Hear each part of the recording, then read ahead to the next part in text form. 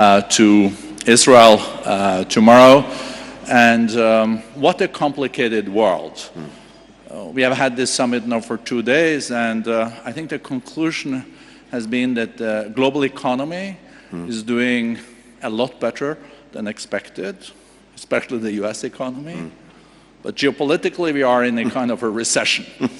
And you're also has a big task in maneuvering this, and we know that the decisions we're making now will also have consequences for many years to come. We're kind of between world orders. We had one world order, and we don't know really what the next one is. And I think everyone, before we go into the more regional situations, would like to hear your aspirations for the world. What kind of world order does the Biden administration and you personally aspire for, Secretary? Jorge, thanks very much. It's great to be with you. Great to be with so many colleagues here. Wonderful as well to have the full World Economic Forum experience, having been in Davos and now having been here, so couldn't be better. And you're right that this is a moment of particular challenge. It's a moment of challenge because in many ways, as President Biden likes to say, we're at an inflection point. There are fundamental changes taking place in terms of geopolitical competition, but also global challenges that no country can effectively address alone, where the decisions that we make in these moments are likely to have repercussions not just for the next few years, but for decades to come. That's what he means, that's what we mean by an inflection point. So for us, the starting point in dealing with this effectively is to make sure that we're well organized. And what do we mean by that? For President Biden, for the United States in this moment, and over the last 3 years, we started with the proposition that, again, we can't effectively do and meet these challenges alone, as large and as powerful as the United States is. And so he's put a premium on revitalizing, reimagining, reinvigorating alliances, partnerships around the world, in every corner, and making sure that we were working together with different groupings of countries that were fit for particular purposes. And so you see it in everything we've done to strengthen existing alliances and partnerships. You've seen it in everything we've done also to reimagine some new ones, to bring countries together in common purpose. We have a global coalition now to deal with synthetic opioids that are afflicting so many countries. Coalitions of countries to work on infrastructure investment, on global health, as well as on these big geopolitical challenges. And I think that organization, that foundation, has actually helped us do well and do effectively in meeting some of these big problems, big challenges. 2 quick examples. On Ukraine, we were able to bring so many countries together, not just in Europe, but beyond, because countries recognized that there was an aggression not only against Ukraine, but against some of the foundational principles of the international system.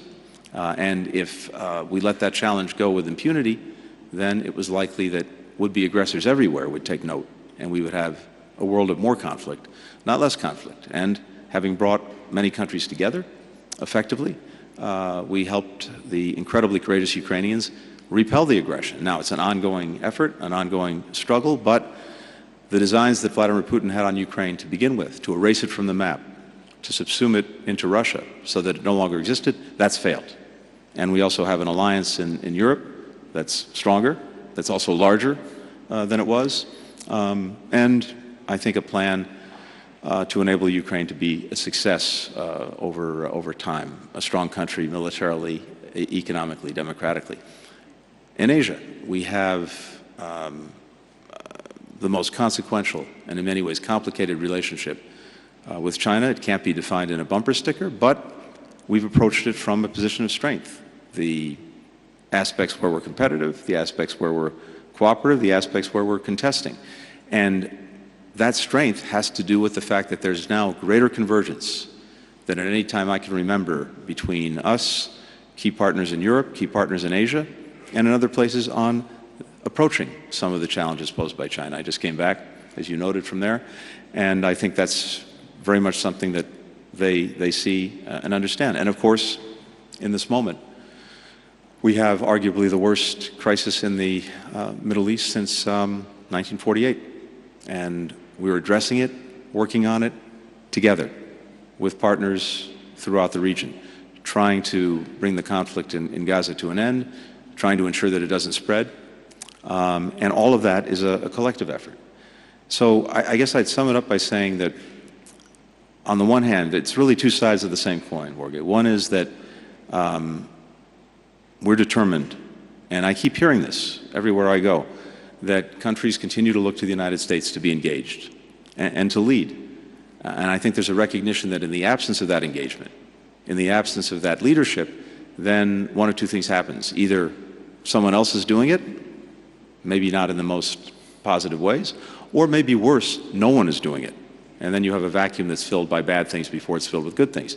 But the other side of the coin is that, as I said, more than at any time since I've been involved in these issues, which goes back 30 years now, more than 30 years, we have to find cooperative, collaborative responses, because none of us have the ability to effectively deal with these challenges alone. So we put a premium on that more than anything else. And again, I think you can see the results in the areas that I've just mentioned. Thank you, Secretary. Let's start with the latter, the region, and the ongoing humanitarian catastrophe in Gaza. During the two last days, it's been said from many speakers that there will never be a two-state solution without U.S. taking leadership. But we also know that Egypt now presented a ceasefire and release of hostages deal to Israel. We learned that it's now with Hamas, and they will have to decide maybe what you think are the prospects. I guess if Hamas then doesn't accept this, I think Netanyahu has said that then he will go full-fledged into Rafah. So your visit, I guess, to Israel tomorrow will be very important, because I think there is a big fear in the region that for a further escalation. Well, I think there's a lot to be said about this, of course, but to try to put it in a nutshell, a few things are important. One, we strongly support Israel in its effort to ensure that what happened on October 7th never happens again. But at the same time, we are determined to do everything we can to bring an end to the terrible human suffering that we're seeing every single day in Gaza among children, women, men, who've been caught in a terrible crossfire of Hamas's making. And so maximizing protection of civilians, maximizing the support that gets to them, this is very much our focus. Now, the quickest way to bring this to an end is to get to a ceasefire and the release of hostages. And as you said, there's been an extraordinary effort that's been made, and I really want to thank profoundly our friends from Qatar and Egypt, who've been playing an instrumental role in trying to get this ceasefire and release of hostages. A major effort that's been made over the last couple of months to get to that ceasefire, to get the hostages out. And right now, as you said, Hamas has before it a proposal that is extraordinarily generous on the part of Israel. And in this moment, the only thing standing between the people of Gaza and a ceasefire is Hamas. They have to decide, and they have to decide quickly. So we're looking to that, and I'm hopeful that they will make the right decision, and we can have a fundamental change in the dynamic. But let's say that Hamas turns it down. You will still recommend Prime Minister Netanyahu tomorrow not to go ahead with the attack on Rafah?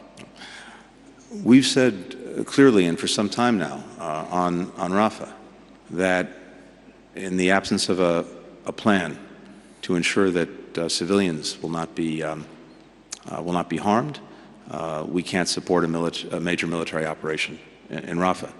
And we have not yet seen a plan that gives us confidence that civilians can be effectively protected. But if there is an agreement, ceasefire, release of some hostages, there will then need to be a plan for the way forward. And That's right. destructions in Gaza is like a war zone now. But will there be any appetite from any donor to support a rebuilding without a political plan? Because it was rebuilt 10 years ago after the last war and invested billions.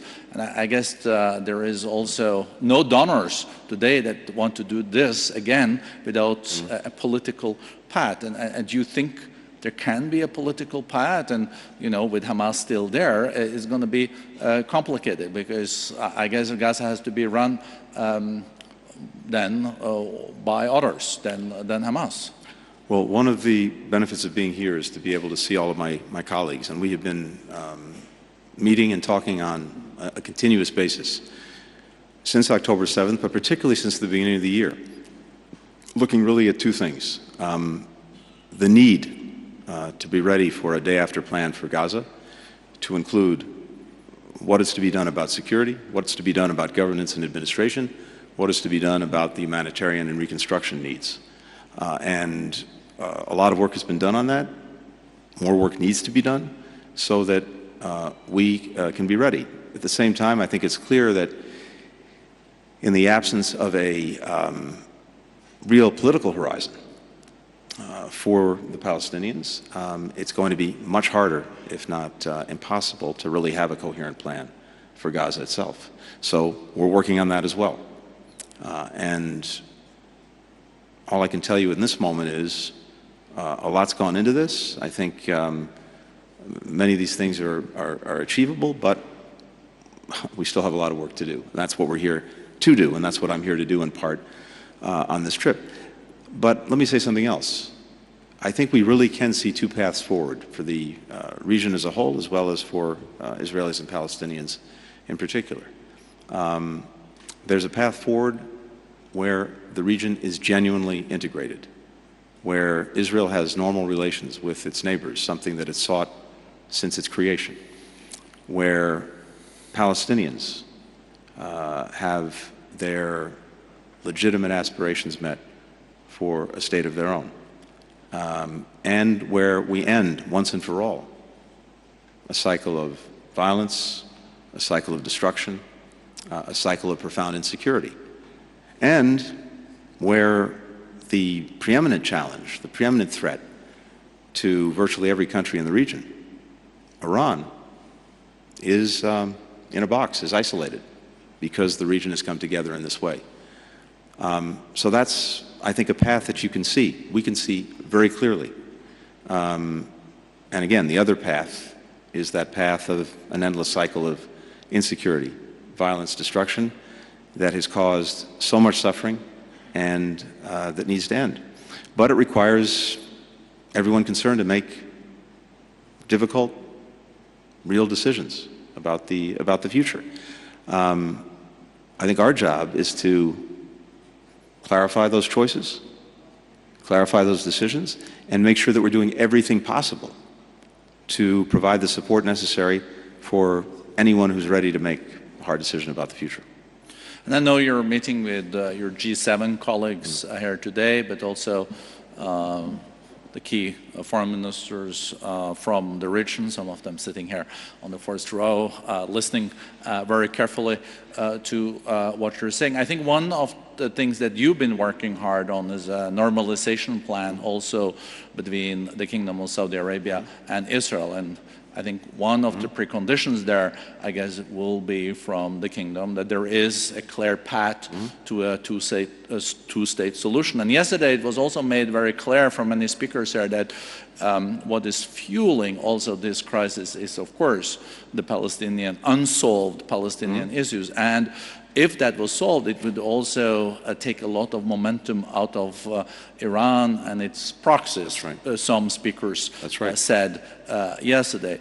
do you feel that there is progress on the Saudi-Israeli peace? And do you feel that the Israelis sees the connection between the momentum for Iran and their proxies based on the big impasse that we've faced for decades on the Palestinian issue? So, first, I think the single biggest, most effective rebuke to both Iran and Hamas would be Israel having normal relations with every country in this region and the realization of a Palestinian state. Of course, both Hamas and Iran have opposed a two-state solution. So almost by definition, achieving it would be a profound rebuke to everything that they've stood for and destroyed for in over many years. Second, when it comes to normalization, look, I'm not going to speak for our hosts here except to say that we have done intense work together over the last months. And in fact, well before October 7th, this is what we were focused on. And in fact, I was scheduled to be in the region, to be in Saudi Arabia and in Israel on October 10th, a trip that didn't happen because of October 7th, to focus specifically on the Palestinian piece of any normalization agreement, because that is, as you said, an essential component. I think, look, the work that Saudi Arabia and the United States have been doing together in terms of our own agreements, I think is potentially very close to completion. But then, in order to move forward with normalization, two things will be required: calm in Gaza and a credible pathway to a Palestinian state. So, to the extent we finish our work between us, then I think what's been a hypothetical or a theoretical question suddenly becomes real, and people will have to make decisions. Secretary, just shortly, you went from China and back to DC for a day or two, and I guess you also seen what is unfolding at many campuses at leading universities in the U.S. as a reaction to what is happening in Gaza. Any reflections on that? I think what we're seeing in my own country and in the region, in many other places, reflects the deep emotions, the profound feelings that many people have at the suffering that so many people are enduring, and in particular, the innocent children, women and men in Gaza. It's a profound thing, and I not only understand it, I understand why people are speaking out and speaking up. Now, you remember when you were a student yourself, huh? Yeah, I do, and I think this is something that from generation to generation, people find things to be galvanized by, and I understand it profoundly. At the same time, I have to say that I would wish that other elements were reflected in what people are saying, what they're doing. I don't hear anything said about Hamas.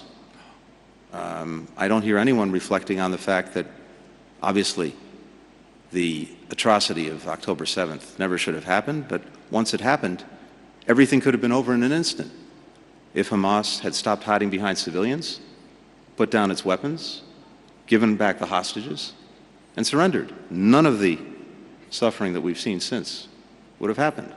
So, where is the demand on Hamas? There's been silence. It's almost as if it's been erased from the story. That's something that I think we also need to reflect on. Even as I say, I profoundly understand the deep emotion that people are expressing, whether it's on our campuses or other places. When you were in China, you raised a lot of questions to the Chinese leadership. You met with President Xi Jinping and, of course, your counterpart, Foreign Minister Wang Yi. One thing I saw you also ask China to nudge Iran when it comes to this crisis? Because we are very close to a full escalation 2 weeks ago between Israel and Iran. We avoided that, but what was the response when you raised this with Wang Yi to nudge Iran? Well, two things. First, Borge, as you said, we did come very close to an escalation, a spread of the conflict, and I think because of very focused, very determined efforts, we've been able to avoid it, and that's usually important. And this is something we've been on since day one, trying to make sure that even as we work to resolve Gaza, we don't see this conflict spread to other places in the region. Second, with regard to China, they have a clear, obvious interest in stability in the Middle East. They obviously depend on the region for energy resources. There are many vital trading partners here. 90% of the oil, 90% of the Exactly. Iranian oil, I think, is bought by China. Yeah. Well, there's that too, which is another challenge. But you start with the premise that they have an interest in stability here. They also have relationships.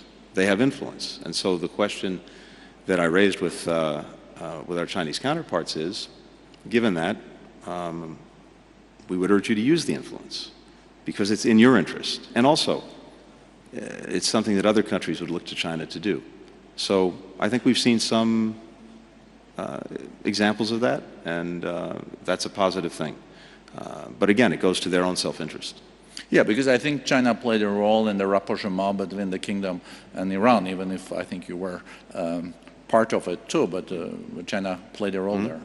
They did, and it's something that we supported, because again, if we can find through diplomacy ways to ease tensions and to avoid any conflict, that's a good thing. And to the extent China can play a constructive role in advancing that, that's good too.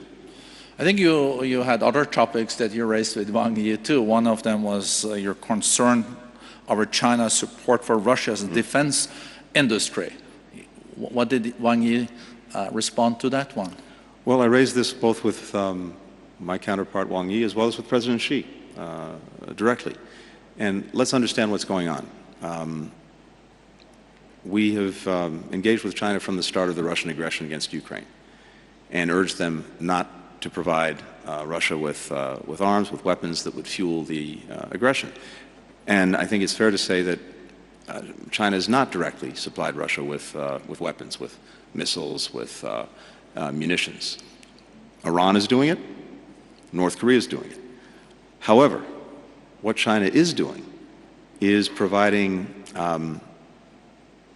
invaluable support to Russia's defense industrial base that's helping Russia deal with the massive pressure that's been exerted through sanctions, through export controls, and other measures.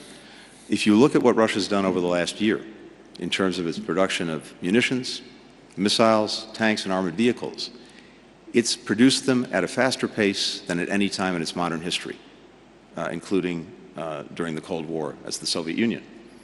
How has it been able to do that? Because it's getting massive inputs of machine tools, microelectronics, optics, mostly coming from China. 70% of the machine tools, 90% of the microelectronics are coming from China. Now, these are dual-use items, but we know very clearly where so many of them are going. And this poses two problems. It is enabling Russia to continue the aggression against Ukraine, so it's perpetuating a war that China says it would like to see come to an end, as all of us would. But second, it's also enabling Russia to rebuild a defense industrial base that countries throughout Europe are deeply concerned will be turned against them after Ukraine is done. And so at the very time that Russia is seeking better relations with countries in Europe, it's also fueling the greatest challenge to European security since the end of the Cold War. And as I shared with my Chinese colleagues, you can't have it both ways.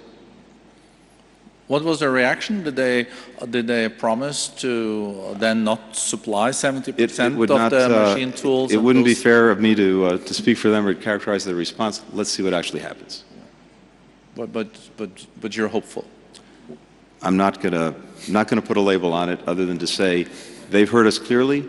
But I think as important, maybe more important, they're hearing this from European countries. I've talked to a number of European leaders about this in recent weeks, including, for example, President Macron in France, and I know the deep concern that Europeans have about this support for the defense industrial base in Russia, because again, this poses a threat to Europe's security, not only Ukraine, but all of Europe. I also saw that in the meeting between you and President Xi Jinping, he said that at least the Chinese media reported the following, that the US and China should be partners, not rivals, and seek mutual success rather than harming each other. What was your response to that? Well, let's look where we've been over the last year. I went to China almost a year ago, first trip that anyone from the administration had made at a senior level to China, because President Biden was determined that we would manage responsibly the relationship between our two countries. He believes that's something that's a requirement, and that the rest of the world looks to us to manage it responsibly. And that starts with communicating. It starts with making sure that we have sustained engagement at every level of our government with our Chinese counterparts.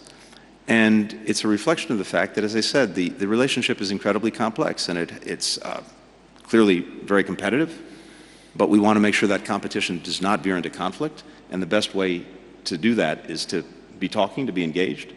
There are aspects where we're directly contesting each other, but there are also places where we're cooperating. And you start again by engagement, by talking, and after my trip, we had other colleagues go to China, and then most important, President Biden and President Xi met at the end of last year on the margins of the APEC summit outside of San Francisco. And they agreed that we would work to make sure that we were responsibly managing the relationship, putting as much stability into it as we possibly could, dealing directly with our differences, but also looking to see if there were areas where we can cooperate. And they identified a couple of areas. One, making sure that we actually restored the military-to-military communications that we had, but that had been interrupted. Absolutely essential to trying to make sure that we don't have a miscommunication, a misunderstanding that leads to conflict. That's been restored, and we now have these communications between our militaries at every level, from the Secretary of Defense and the Joint Chiefs on down. Second, looking for areas where it made sense for us to actually cooperate. One of those is on the scourge of synthetic opioids. The #1 killer of Americans between the ages of 18 and 45 is a synthetic opioid, fentanyl. And just think about that for a second. Let that sink in. It's not guns, it's not cancer, it's not automobile accidents, it's a synthetic opioid. And the nature of this challenge is that chemicals that are made for perfectly legal purposes can be manufactured on one side of the globe and then diverted to criminal enterprises that turn it into an opioid. And that's what's been happening in the United States. But this problem, where we've been a canary in the coal mine, it's hit us hard, it's hit us first, we now see spreading around the world.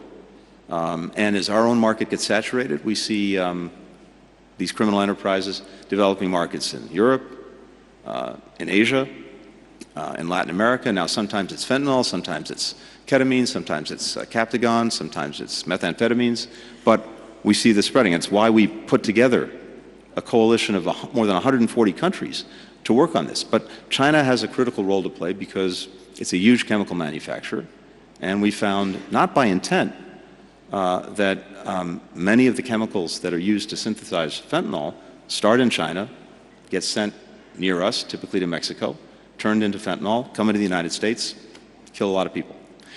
So we sought to see if we couldn't cooperate together, and we now have that cooperation, and we've seen positive steps that China's taken in terms of taking down some of the companies that are involved, putting in place new regulations. More needs to be done, and this is what we talked about on this trip, to really carry this forward, but it's progress, and it's a demonstration that we can work together when it's in our mutual interest to do it. We're now going to have a dialogue on artificial intelligence. Really important that our countries talk about the risks, the safety issues attendant to AI, which is going to be one of the defining technologies of the coming years. We need some traffic rules there on cybercrime, on climate change, on future pandemics, and all that. Secretary, I know you have a busy agenda for peace here. There is a lot to be achieved in the coming hours. I don't want to take too much of your time. But maybe last questions coming back to the situation in Europe and Ukraine. The Congress did pass 61 billion to Ukraine. It was not an easy road. The Ukrainians appreciated this a lot. But is there a path towards an end of the Ukraine war? We're talking about breaking impasses and all this, but it's very hard to see that what such an end could be. Well, look, it depends mostly on Vladimir Putin and what he decides. Now, I think Putin has believed that he can outlast Ukraine and outlast Ukraine's supporters. The success in, as we say, better late than never, getting the supplemental budget request is a demonstration that we're not going anywhere. That support is continuing, and in fact, the $61 or so billion is, as we speak, moving forward. And that's critical because I think it's both a practical and psychological boost to Ukrainians who have had a tough 9 months or so, but also a clear demonstration that the support remains and it endures. Beyond that, there are a number of things that are happening that I think are a demonstration that we're in this for Ukraine to be strong in the long haul and to stand strongly on its own 2 feet militarily, economically, democratically. Militarily, beyond the support that we're providing in the immediate, and Europeans are providing. And by the way, I said this before, but we often talk about the challenges of burden sharing. I've never seen a better example of burden sharing than in the case of Ukraine, where European partners, Asian partners, others, for as much as we've done, have done even more.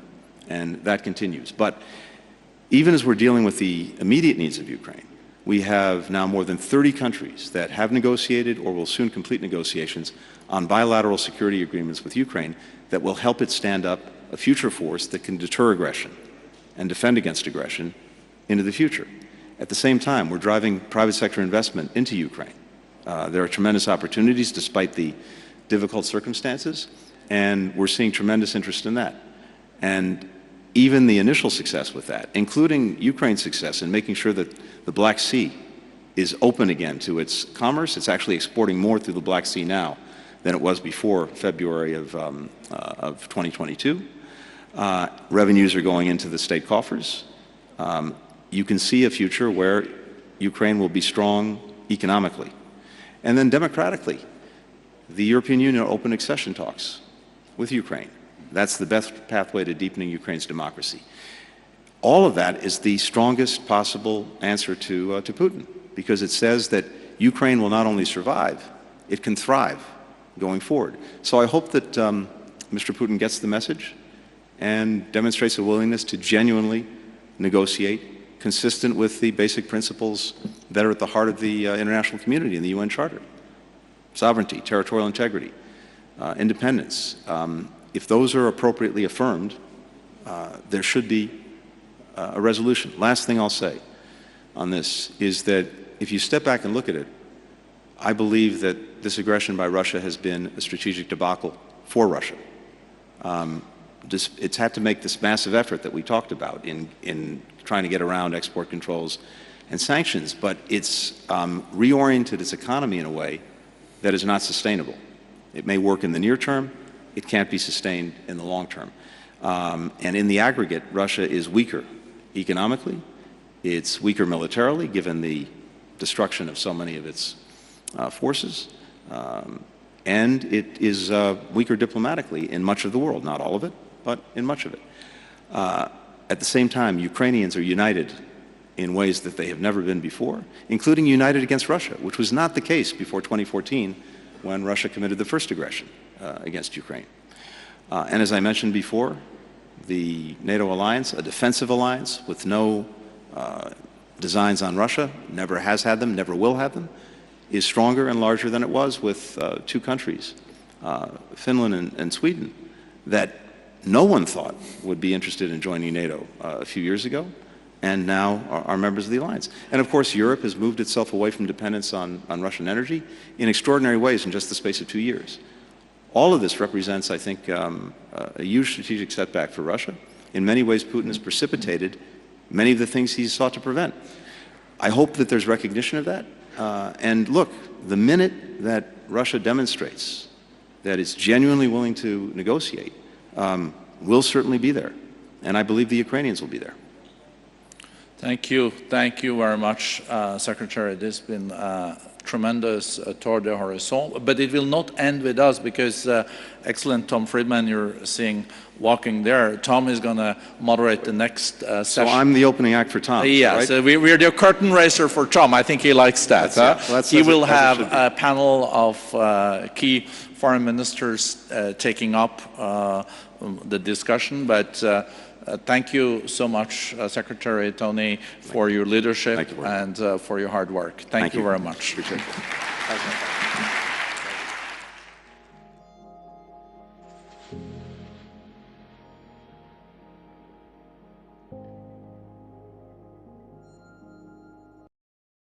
原来好的益生菌真的可以帮助入睡。太阳星全效克菲尔益生菌是国家认证 AB 克菲尔益生菌，含7种有身份证的专利活菌，能产生 GABA、色氨酸等助眠因子，难怪吃了更快入睡，也睡得更好。太阳星全效克菲尔益生菌也是台湾市场上唯一添加克菲尔乳杆菌 M1 的产品，这是由台湾知名的大学季转，对季节敏感、调整体质的朋友真的是一大福音。还有这支还添加被称为超级食物的羽衣甘蓝萃取物，不少研究都指出，十字花科蔬菜有助抗炎及防癌。像是羽衣甘蓝含有高量的叶黄素、贝塔胡萝卜素、维生素 K、维生素 C、叶酸等丰富营养素。太阳鲜全效克菲尔益生菌专利制成，无塑化剂、无重金属、无人工添加物、无410项农药、无香料调味剂、无防腐剂、无色素，7大保证、7大认证，觉得好安心。每日克菲尔，时刻美好 ，Good feel，feel good，快点购下单！太阳鲜全效克菲尔益生菌。